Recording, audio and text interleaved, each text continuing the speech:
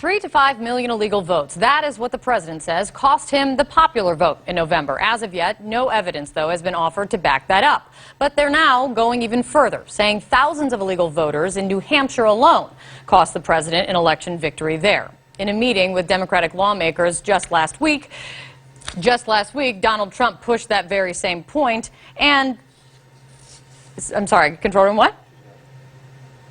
I'm sorry, I'm just getting some control room issue. Anyway, moving on. In a meeting with Democratic lawmakers just last week, the president claimed that voters were actually bussed in from from Massachusetts to New Hampshire to vote illegally. Where is the evidence there? The president's senior policy advisor, Stephen Miller, didn't offer any of that up when he took to cameras over the weekend, but did have this to say.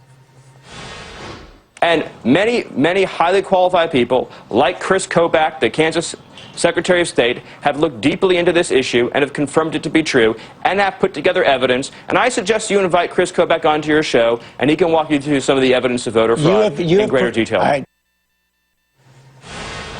All right, so joining me now to discuss is the Kansas Secretary of State, Kris Kobach, who was cited right there by Stephen Miller. So, Mr. Secretary, it's great to have you. Thanks so much for coming in.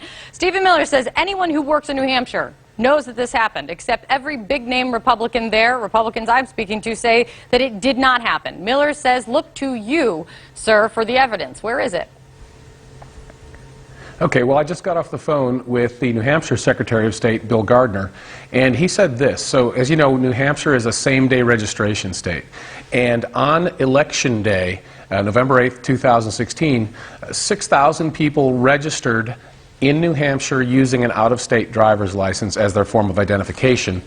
Of those 6,000, over 6,000, just under 3,000, so just under half, used a Massachusetts driver's license. Now, some of those are going to be legit. They're going to be people who just moved to New Hampshire and hadn't yet got a New Hampshire driver's license. But many of those will be out-of-state residents who voted in the state.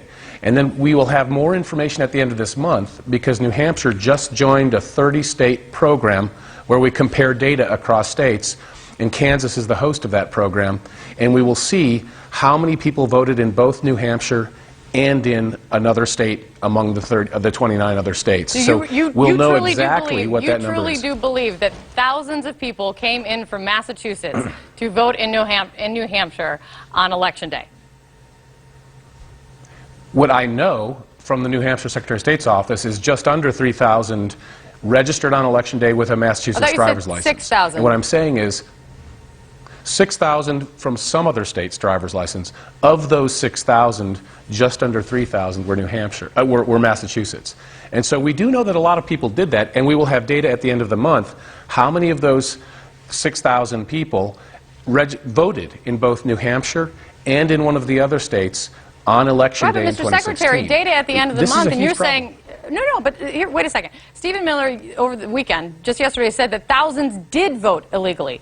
He said thousands and thousands did vote illegally, definitively saying that this actually happened. You're saying that there was going to be more data coming at the end of the month. So do you have the evidence? Well, at the end of the month, New Hampshire just joined the program, by the way. So we will. This is the first time we will be looking at New Hampshire's numbers.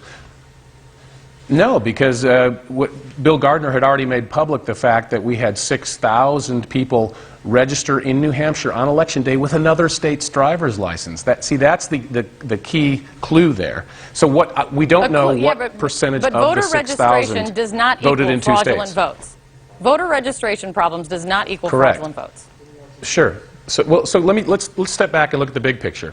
So of the 30 states, we have about 3 million people who are registered in more than one state, and that's not a crime. That's just an administrative bookkeeping. Including the president's son-in-law, including the president's Treasury Secretary. Exactly. Yeah, and many of your viewers are probably registered in more than one state.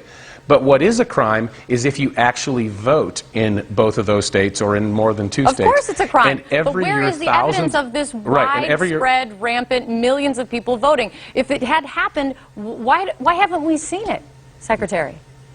Well, actually, I don't know if your network has covered it, but in my state, just people voting in Kansas and another state, my office prosecutes it. I just got that prosecutorial authority a year and a half ago. We've already filed 9 cases. From the notes that I saw, and we have 9 6 cases. guilty pleas. Right. 6 guilty pleas, 1 dismissed, 2 pending. That says January 25th. 9 cases does not rampant, widespread voter fraud make. And the 9 cases are just the ones at the top of the list. We've got many more in the hopper. We have a very small office. We've only got about 2 attorneys working on these cases. So there will be more coming out. But my point is, Kansas is a small state. And if you've got a significant number of double votes, fraudulent votes in Kansas, take a state that's very large, like California or Texas, or take a state like New Hampshire, where people flood in every year because of the very popular New Hampshire primary, which draws so much activity. I spoke with a former attorney general, a man who has been in New Hampshire politics for decades. The way he described this when talking about people being bussed in from Massachusetts to New Hampshire to vote on Election Day, not based in reality. Irresponsible. It's like the Yeti. You can keep talking about it, but you're not going to find it. This is a Republican. Well, let's not get focused on a red herring here. It doesn't matter whether the person from out of state is bussed in, or if the person from out of state registered when they were working there in February during the primaries, and then votes by mail from their other state on Election Day in November. Stephen Miller actually made a point of saying it had to do with people being bussed in, Mr. Secretary. It can be both. Non-New Hampshire residents can vote in New Hampshire either by being bussed in or driving in themselves, or by voting by mail from their home state of Massachusetts or New York or wherever it is. And we will have some much harder numbers. Right, but you know that folks in New Hampshire, Mr. Secretary, folks in New Hampshire also voted and elected a Republican governor in that very same election. How often is it that people who are going to be brought in, no matter what, to vote illegally are going to split a ticket?